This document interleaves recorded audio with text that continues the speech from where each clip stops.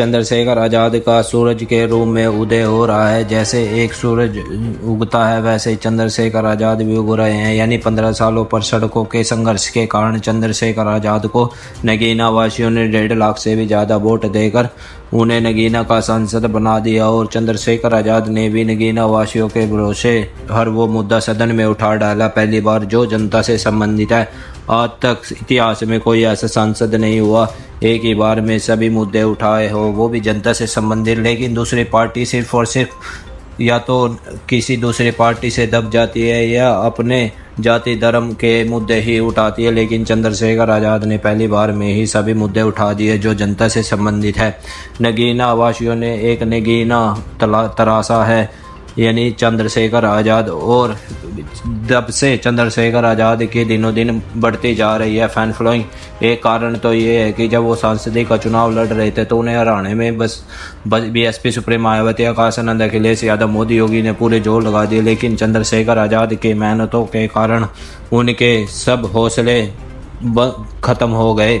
और इसके साथ साथ चंद्रशेखर आज़ाद सांसद बनते ही पूरे देश में अगर कहीं पर भी अत्याचार होता है तो वहां पर पहुंचकर लोगों को न्याय दिलाने का काम करते हैं। जहां पर पुलिस लोगों को दबाती है तो चंद्रशेखर आज़ाद खुद लोगों के न्याय दिलाते हैं। ये होता है असली एक नेता या सांसद। और आपको बता दूं, चंद्रशेखर आज़ाद आने वाले भविष्य के प्रधानमंत्री के रूप में देखे जा रहे हैं। आपको क्या लगता है हमारे कमेंट सेक्शन में ज़रूर बताएं। चंद्रशेखर आज़ाद पहुंचे थे यानी कि हरिद्वार में जिला अधिकारी कार्यालय पर, वहां पर दलित किशोरी का रेप और उसके बाद मुस्लिम समाज के व्यक्ति की हत्या के बाद चंद्रशेखर आज़ाद ने अल्टीमेटम देने के बाद जो पूरा नहीं किया तो चंद्रशेखर आज़ाद बैठ गए वहां पर। और चंद्रशेखर आज़ाद ने बैठने के बाद दोपहर को दे डाला सरकार को एक तूफानी भाषण, जिसमें उन्होंने बोल दिया कि एक बार के आंदोलन से काम नहीं चलता, ये आंदोलन तो ट्रेलर है।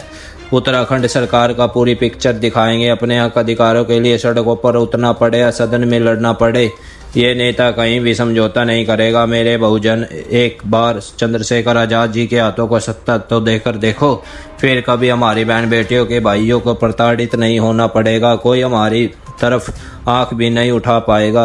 चंद्रशेखर आज़ाद ने सामंतियों को दे डाली सीधे चेतावनी।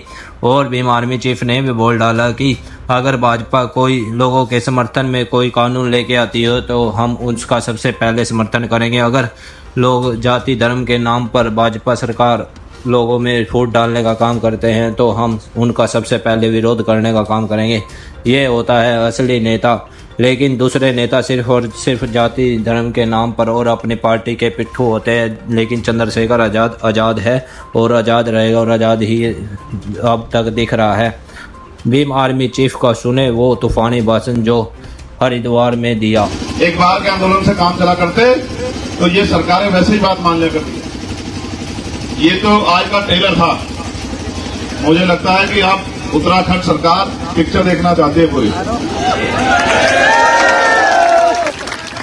इंतजार करो और भरोसा करो, पिक्चर दिखाएंगे। और पिक्चर अगर जो है ब्लॉकबस्टर नहीं हुई तो मेरा नाम चंद्रशेखर आज़ाद नहीं। आपको नहीं अभी याद नहीं कह रहा था दिल्ली में,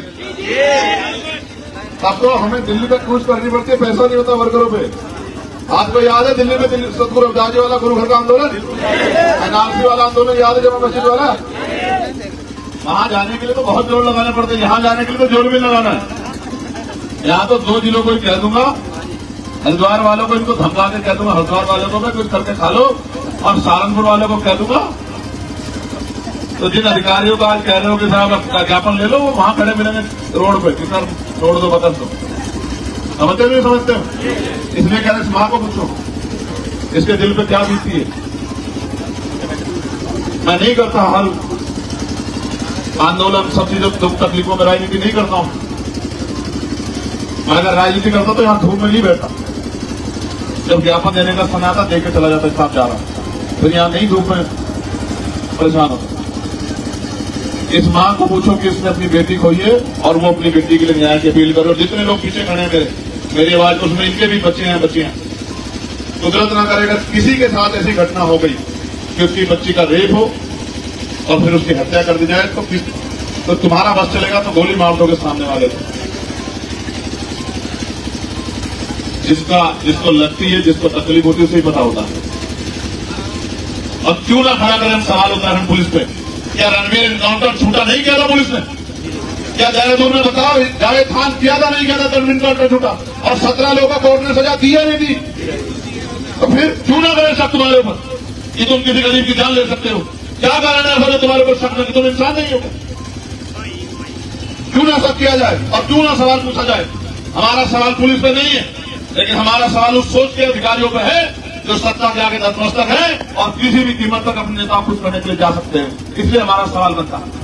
और यही अगर वसीम की जगह ये सोनू होता, ये मोनू होता, ये अजय होता, अबे होता, तो भी इसी तरह लड़ते हम लोग जिस तरह आज लड़ रहे हैं, जिस तरह जो है आज संघर्ष में, तो भी इस तरह लड़ते। बात यह नहीं है कि बात वसीम की है, बात यह है कि अगर अन्याय किसी के साथ हुआ है तो हम सब लोग की जिम्मेदारी बनती है कि वह न्याय अंतिम होना चाहिए। कहते हैं फर्स्ट इंप्रेशन लास्ट इंप्रेशन, पहली जो है ताकत ऐसी दिखनी चाहिए कि दोबारा प्रशासन को ऐसी गलती ना करे। जब लड़ाई लड़ने की बात आती है तो न जाति, न धर्म, न समाज कोई मायने नहीं रखता। मायने रखता है कि आप अपने मन को संतुष्ट कर दो कि आपने किसी की मदद के लिए आवाज उठाई या नहीं उठाई।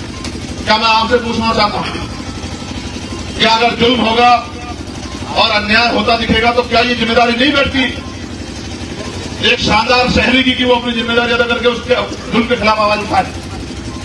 बताओ बैठती है नहीं बैठती है?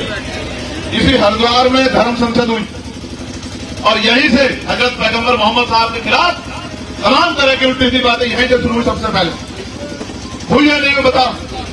और हमने पहली बार में जवाब नहीं दिया, आंदोलन नहीं किया, गिरफ्तार नहीं कराया, तो आज देखो